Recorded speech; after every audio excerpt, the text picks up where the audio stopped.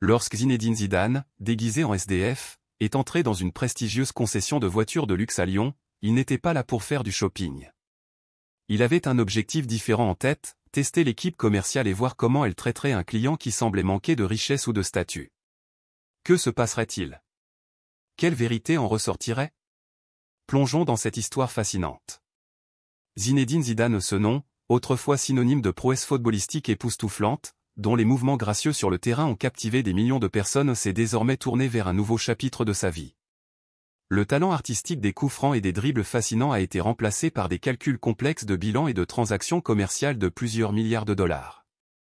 Récemment, Zidane a discrètement pris une décision audacieuse en achetant une participation importante dans un concessionnaire de voitures de luxe distingué, une marque autrefois synonyme d'élégance et de sophistication à travers l'Europe. Pour lui, il ne s'agissait pas seulement d'un investissement financier, c'était un défi entièrement nouveau, qui mettrait à l'épreuve sa détermination dans une arène complètement différente, très éloignée du terrain de football. C'était une fraîche matinée d'automne lorsque Zidane était assis dans son bureau à domicile, niché à la périphérie de Paris. La douce lueur de sa lampe de bureau illuminait ses traits acérés alors qu'il étudiait attentivement le rapport financier que son équipe venait de lui envoyer. Les personnages sur la page semblaient prendre vie, racontant une histoire à laquelle il ne s'attendait pas.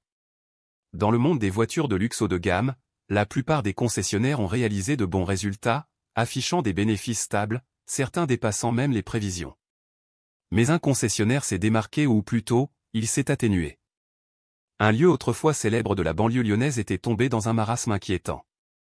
Sa fortune avait diminué, le trafic client avait diminué et les premières notes de l'équipe d'audit faisaient allusion à un problème plus profond, la qualité du service. Zidane se pencha en arrière sur sa chaise, fronçant les sourcils. Il n'était pas du genre à simplement attendre les réponses des autres. Il voulait le constater par lui-même, ressentir la situation par lui-même. Et ainsi, une idée commença à se former dans son esprit, ou une idée aussi audacieuse et calculée que n'importe quel geste qu'il avait fait sur le terrain.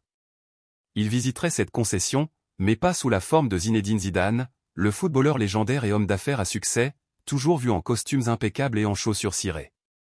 Non, cette fois, il se déguiserait en homme ordinaire sans la moindre trace de glamour, juste un autre client, pour voir comment le concessionnaire fonctionnerait vraiment lorsqu'il ignorait que le véritable propriétaire se tenait juste devant eux.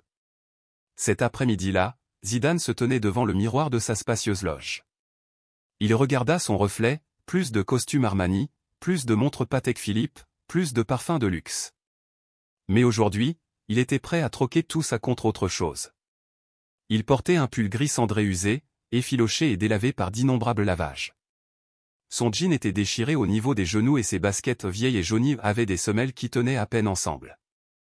Ajustant une casquette cabossée sur son visage pour cacher son identité, il sourit légèrement à son reflet. « Voyons comment il te traite, Zizou » murmura-t-il doucement, une résolution tranquille s'installant en lui. Le trajet jusqu'à Lyon n'a pas été long, mais cela lui a donné le temps de réfléchir. Au lieu des habituels Bentley ou Rolls-Royce haut de gamme, il conduisait une vieille Peugeot, dont le moteur grondait bruyamment à chaque accélération.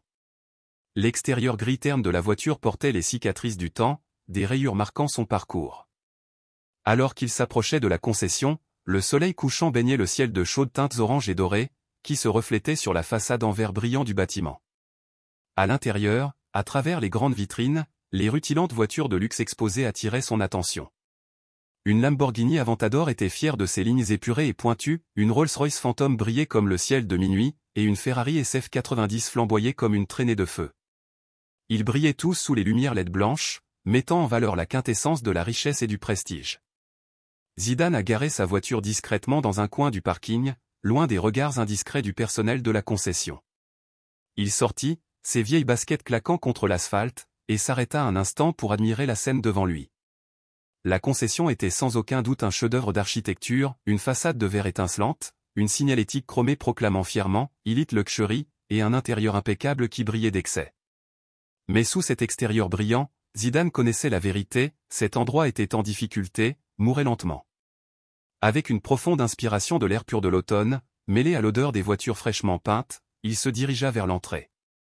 Alors que les portes automatiques s'ouvraient, la fraîcheur artificielle de la climatisation l'accueillit, accompagné de l'odeur incomparable du cuir ciré.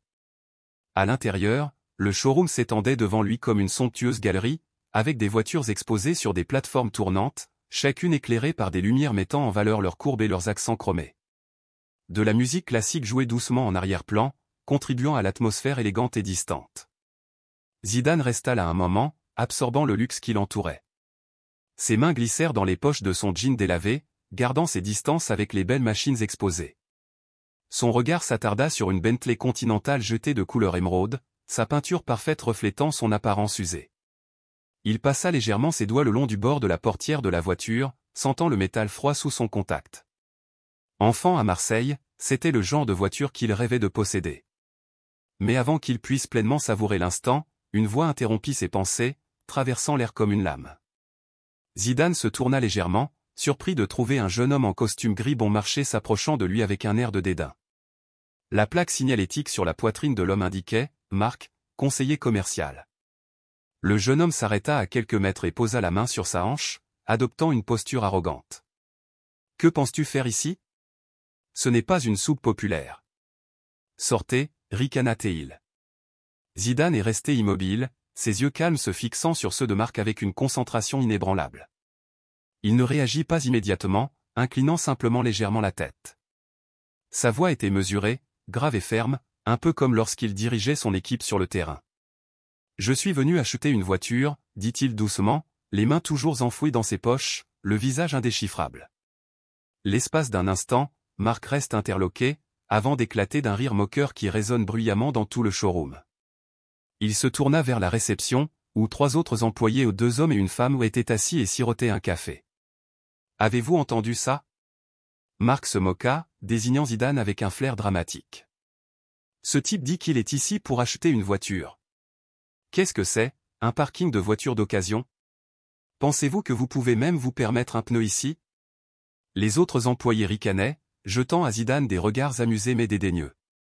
L'une d'elles, une jeune femme aux cheveux blonds platine et aux lèvres cramoisies, a ajouté « Il s'est probablement perdu en venant de l'arrêt de bus. » Des rires éclatèrent et résonnèrent sur les murs du showroom. Mais Zidane est resté silencieux, observant la scène avec le même calme. Il reconnaissait cette arrogance, cette attitude dédaigneuse. C'était le même genre de préjugés qu'il avait affronté lorsqu'il était enfant, grandissant dans un quartier pauvre de Marseille, fils d'immigrés algériens. Marc croisa les bras, jaugeant Zidane avec un mélange de condescendance et de curiosité. « Eh bien, si vous insistez pour regarder une voiture, » dit-il avec un profond soupir, « suivez-moi. Mais ne touchez à rien. Ces voitures valent plus que tout ce que vous pourriez vous permettre. » Tournant les talons, Marc se pavana vers un coin du showroom, ses pas résonnant sur le sol en marbre poli.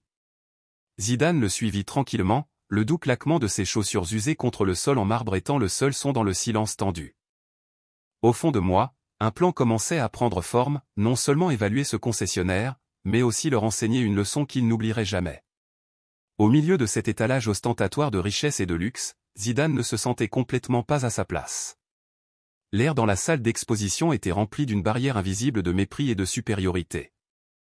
Marc, ouvrant la voie dans son costume bon marché, a à peine accordé un coup d'œil à Zidane alors qu'il s'approchait d'une Porsche Cayenne, la voiture la moins extravagante du lot, mais que Zidane avait conduite des années plus tôt lors d'un voyage en Toscane.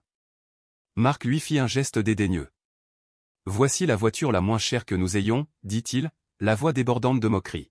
« Mais je parie que tu ne peux toujours pas te le permettre. » Zidane s'est arrêté devant la Porsche, ses yeux admirant les lignes épurées, les jantes en alliage brillantes et la carrosserie gris argenté polie. Un léger hochement de tête fut tout ce qu'il répondit. L'air entre eux était chargé, mais l'irritation de Marc grandissait à chaque instant. « Alors, vas-tu garder le silence, ou as-tu enfin compris que ta place n'est pas ici ?» Marc se moqua, la voix montant. Les rires continuèrent à la réception, la jeune femme aux lèvres rouges et les 2 hommes souriant en regardant l'interaction se dérouler. Mais Zidane est resté imperturbable, sa dignité tranquille devenant peu à peu la seule chose qui ressortait dans ce cirque d'arrogance aux prix élevés. « Marc, ça suffit », marmonna paresseusement l'un des vendeurs, une trace de complicité persistant dans la voix. « Ne gaspillez pas votre énergie. Faites-le sortir. Ce n'est pas un magasin de vélos. » Les rires éclatèrent à nouveau, plus fort cette fois, résonnant contre les panneaux de verre du showroom comme des vagues déferlantes destinées à noyer Zidane sous leur moquerie. Pourtant, il a tenu bon. Sa posture était inébranlable, ses larges épaules carrées sous le pull effiloché qu'il portait comme une armure. Son expression était calme, lisse comme la surface d'un lac de montagne épargné par le vent. Il avait fait face à pire. Des stades rugissants, des adversaires aboyant des insultes, des sceptiques remettant en question sa valeur bien avant qu'il ne se fasse un nom. Il avait appris à résister aux tempêtes sans broncher. Aujourd'hui, dans la stérilité polissée de ce showroom de luxe, cette pression familière est revenue, mais elle n'a plus l'enjeu d'un match de football. Aujourd'hui, les rôles ont été inversés. Il n'était plus le joueur qui luttait pour prouver sa valeur. Il était l'homme aux commandes, même si son entourage ne le reconnaissait pas encore. « Je veux voir la Rolls-Royce », a-t-il déclaré, d'une voix basse mais empreinte d'une confiance inébranlable. Il fit un geste vers l'élégant fantôme noir reposant au centre de la salle d'exposition comme une panthère prête à frapper. Marc cligna des yeux. Puis il laissa échapper un rire dur, sec, métallique, comme deux engrenages rouillés grinçant ensemble. Une Rolls-Royce ? Tu as perdu la tête, mon vieux. Cette voiture vaut plus d'un demi-million d'euros. Pour qui te prends-tu ? Il s'avança jusqu'à ce qu'il soit suffisamment proche pour que Zidane puisse attraper l'eau de Cologne bon marché qui flottait de son col. Baissant la voix jusqu'à un murmure menaçant, Marc dit, « J'ai été généreux pour vous faire visiter les lieux. Mais maintenant, je vous le dis, partez avant d'appeler la sécurité. » Compris. Les yeux de Zidane rencontrèrent les siens sans broncher. Profond, stable, illisible des yeux qui avaient trop vu pour être ébranlés par cela. « J'ai dit, » a répété Zidane, chaque mot comme un ordre calme, « je veux voir la Rolls-Royce. » Marc hésita une seconde. Sa bravade vacilla comme une flamme prise dans le vent. Mais la fierté le redressa rapidement. Il s'est tourné vers le comptoir et a crié, « Jean. Appelle la sécurité. Nous avons un vieux cinglé têtu qui refuse de partir. » Une chaise grinça tandis qu'un des employés se levait, marmonnant en tendant la main vers le téléphone fixe. La blonde à côté de lui étouffa un rire derrière ses doigts manucurés. Un autre homme sirotait nonchalamment son café, visiblement indifférent, comme si ce drame n'était qu'un autre intermède ennuyeux dans un changement autrement sans incident. L'atmosphère s'épaissit. Les accords élégants de la musique classique se heurtaient désormais à la tension montante comme les notes discordantes d'une symphonie brisée. Zidane expira doucement, presque imperceptiblement, et sortit ses mains des poches de son jean avec une lenteur délibérée. Pas de colère. Pas pressé. Il avança simplement chaque pas résonnant sur le sol en marbre alors qu'il se dirigeait vers le brillant fantôme. « J'ai dit arrête !» aboya Marc, sa voix se brisant sous le poids de sa frustration. Il se précipita en avant, la main tendue, les doigts tremblants, visant l'épaule de Zidane. Mais avant qu'il ait pu le toucher, un clic sec coupa la tension, le bruit d'une porte s'ouvrant derrière le comptoir. Une femme est apparue. D'âge moyen, vêtue d'un costume noir sur mesure qui s'agrippait avec autorité, ses talons aiguilles frappaient le sol comme des tambours de guerre. Ses cheveux courts et parfaitement coiffés brillaient sous les lumières du showroom. Derrière ses lunettes à monture dorée, ses yeux étaient perçants et calculateurs. Une plaque signalétique brillait sur sa poitrine, Monique, directrice de concession. Son entrée a transformé la pièce en pierre. Les rires épars se sont évaporés dans le silence. La main de Marc se figea dans les airs, son visage se crispant avec le malaise d'un enfant pris en flagrant délit. Monique bougeait avec intention. Chaque pas mesuré, chaque détail de sa tenue vestimentaire impeccable. Ses lèvres étaient pressées en une ligne fine et inébranlable, son regard évaluant rapidement la situation avant de se fixer sur Zidane. De sa casquette usée à son jean délavé et ses baskets éraflées, elle scrutait chaque centimètre de lui avec un dédain voilé. Elle s'éclaircit la gorge un son sec et froid comme un vent d'hiver. Puis, elle parla avec une politesse coupée, chaque syllabe teintée de mépris. « Que se passe-t-il exactement ici ? » Son ton n'appelait pas de réponse. Cela exigeait le silence, un avertissement enveloppé d'étiquettes. Marc a saisi l'instant comme un noyé attrapant du bois flotté. Sa voix s'est précipitée, enthousiaste et bien pensante. « Madame Monique, cet homme est difficile. Il prétend vouloir acheter la Rolls-Royce. Je lui ai demandé de partir, mais il a fouillé, touché des choses, refusé de partir. J'étais sur le point d'appeler la sécurité. » Il jeta un regard suffisant à Zidane, sûr que ce coup final mettrait fin à l'affaire. « Tu es dehors » murmura-t-il avec venin.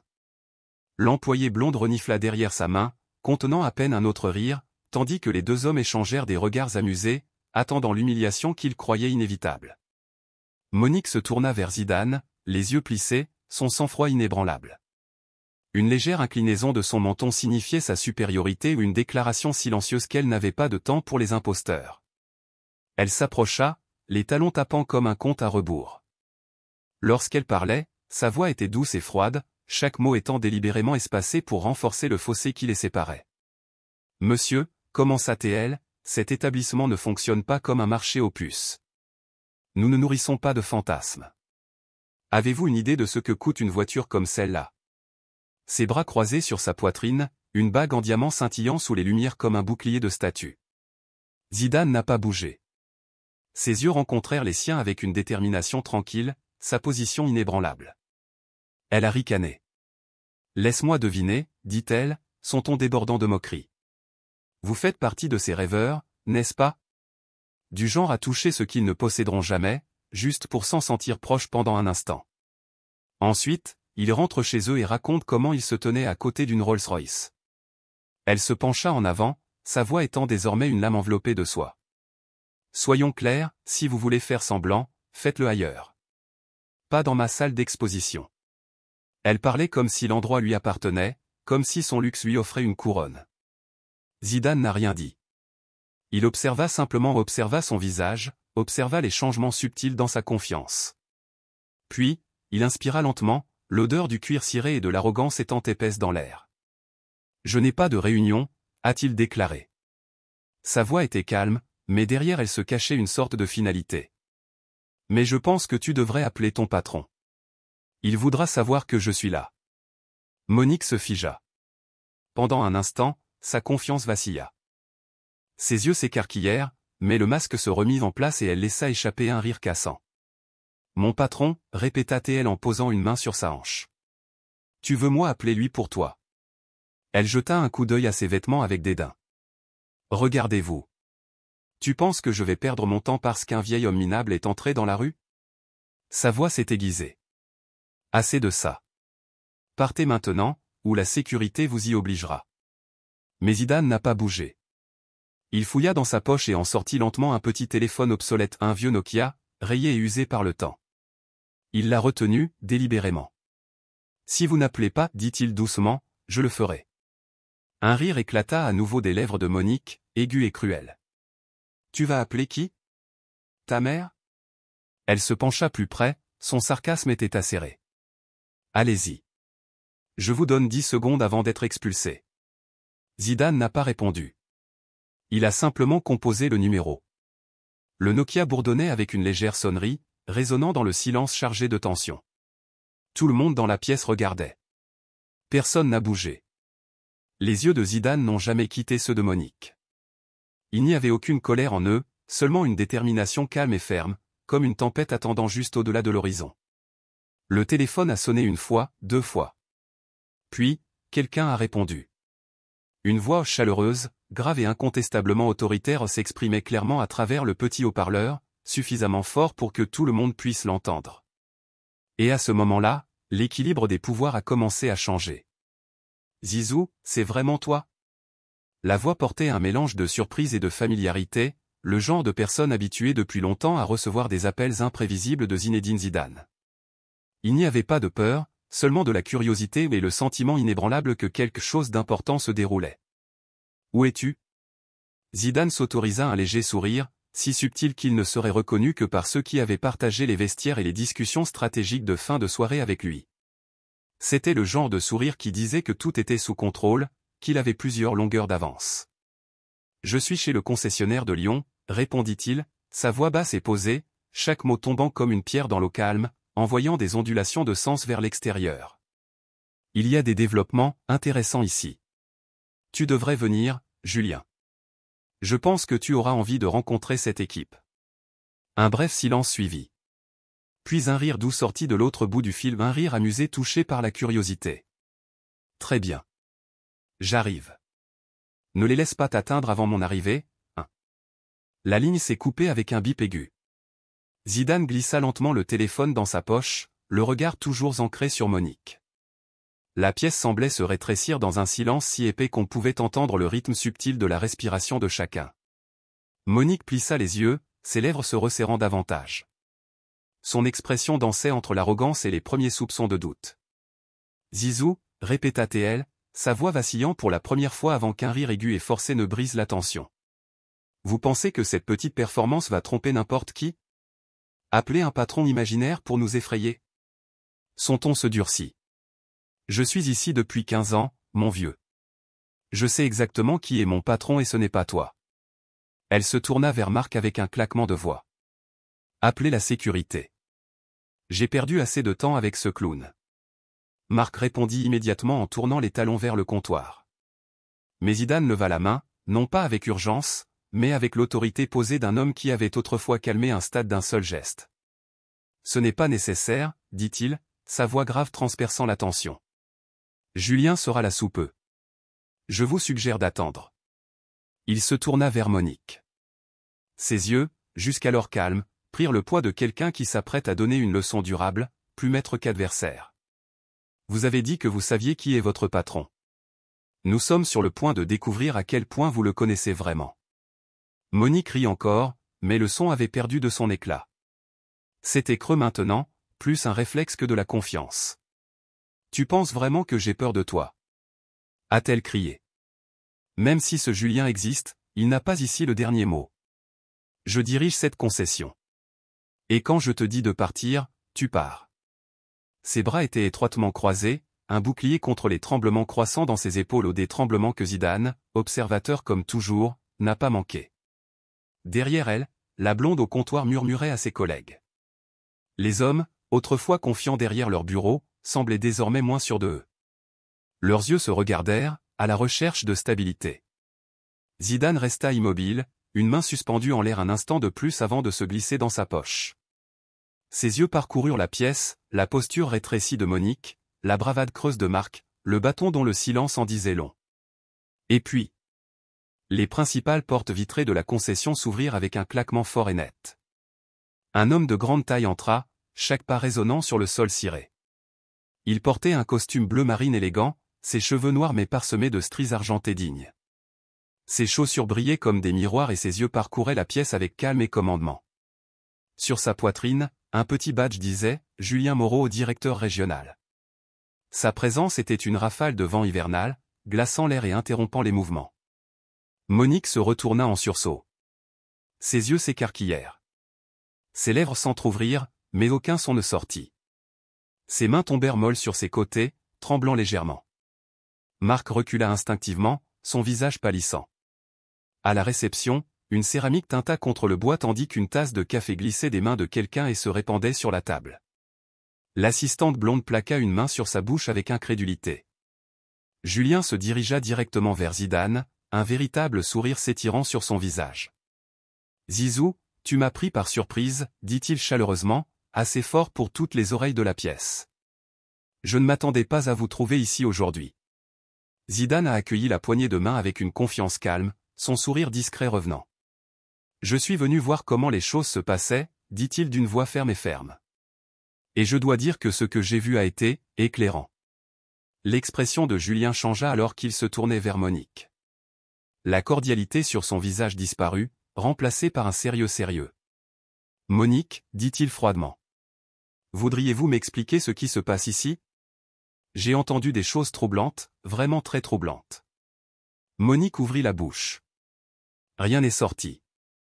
Sa peau est devenue pâle, ses lèvres tremblaient, ses mains molles le long de son corps. Le diamant de sa bague reflétait la lumière, comme pour se moquer de son silence. Je ne savais pas, murmura-t-elle.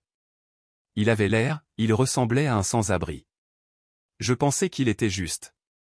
La voix de Julien transperça comme un rasoir. Vous parlez de Zinedine Zidane, principal actionnaire d'Elite Luxury, l'homme qui a ramené cette marque au bord de la faillite. Et tu pensais qu'il était un vagabond? Le silence était électrique. Tous les regards tombèrent. Marc regardait le sol, la honte se dessinant sur ses traits.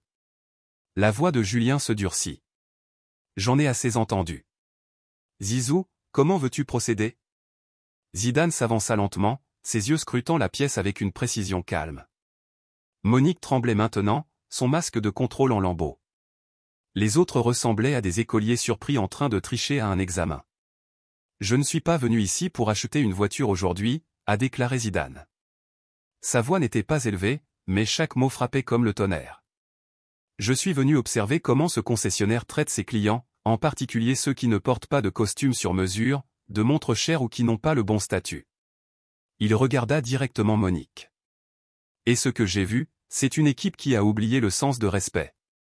Il laissa ce mot flotter dans l'air avant de continuer.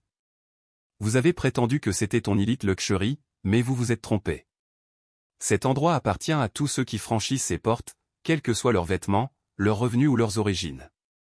Vous et votre équipe en avez fait un marché de fierté et non de service. Et c'est pourquoi cela échoue.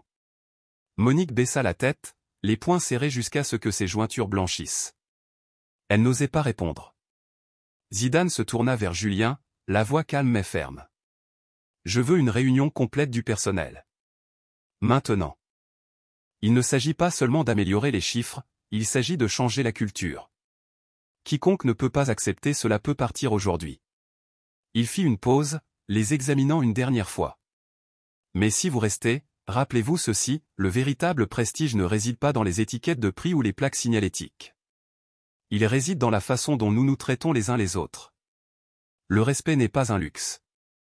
C'est une norme. Julien hocha la tête, la fierté étincelant dans ses yeux. Entendu, Zizou. Je m'en occupe personnellement. Il pivota pour faire face au bâton, d'une voix glacée. Salle de réunion. Maintenant. Il se déplaçait en silence, le pied lourd et solennel.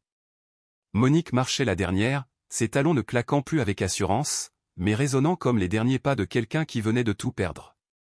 Zidane les regardait partir, les mains dans les poches. Son regard se tourna vers la Rolls-Royce dans le coin de la salle d'exposition. Un fantôme, intact. La journée d'aujourd'hui n'avait pas seulement été une leçon pour eux. C'était aussi un rappel discret pour lui-même.